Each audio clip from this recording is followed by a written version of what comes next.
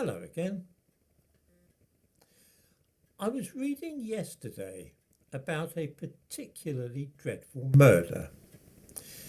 It was one of those crimes, the very nature of which made it possible to hazard a shrewd guess as to the ethnicity of the perpetrators without reading too many details.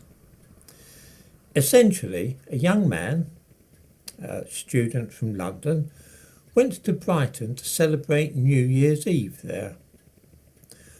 While in Brighton, he ended up at a party in a squat where a gang of thugs attacked him, beat him to death, inflicting over 60 wounds, then stripped his body naked and poured bleach over it before throwing the corpse from a balcony. In the description to this video, I give a news item about this awful business.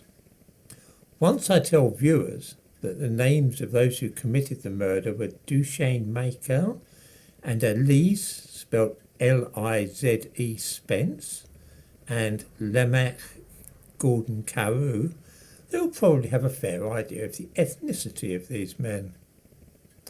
In the thumbnail to this video you may see two of them, just in case there was any doubt or confusion in the matter. Now, I have two genuine questions to pose about this death. I am guessing that the young white man who was the victim of this savage crime was probably homosexual. He lived in London and then travelled to Brighton for the New Year's Eve celebrations there. Before I ask these questions, though, I will mention that the national press seemed to have little or no interest in this case. Many viewers will have been unaware of it until I mention it here. Here is the first question. If a gang of white thugs attacked and murdered a young black homosexual in a particularly revolting fashion, do viewers think that they would have been more likely to read about the business in their morning newspapers? Think Stephen Lawrence and remember that even now, 30 years ago, the murder took place, but that today we still know his name and are familiar with his photograph. Why is it that the murder of a young black man by white thugs should still be familiar to us all 30 years later, but this murder of a young white man has passed almost unnoticed and will be forgotten by everybody in a day or two? The second question is this. Does anybody think that these black men would have behaved in this way had the young man in question been black? I realise that young black men habitually stab and shoot each other in gangland disputes over territory, but this was an unbelievably savage crime, probably precipitated by homophobia.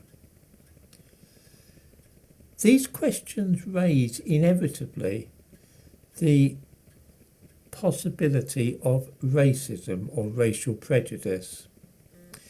If the mainstream media get very excited when a black person is attacked by a group of white people and then ignore a white man being attacked like that by black men, does this mean that their reporting is racially motivated? If a homophobic murder had been committed by white men and the victim was black, we would know all about it. This definitely suggests to me that the newspapers, television and so on are in some way prejudiced in favour of black people. Then too, if this crime would not have been committed by those young men against somebody who was himself black, does that give rise to the possibility that the murder could be described as motivated by racial prejudice?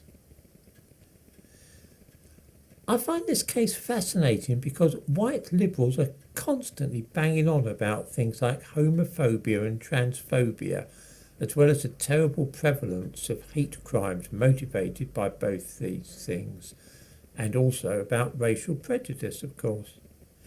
Here is a shocking crime which ticks all these boxes and yet nobody wants to talk about it or express outrage.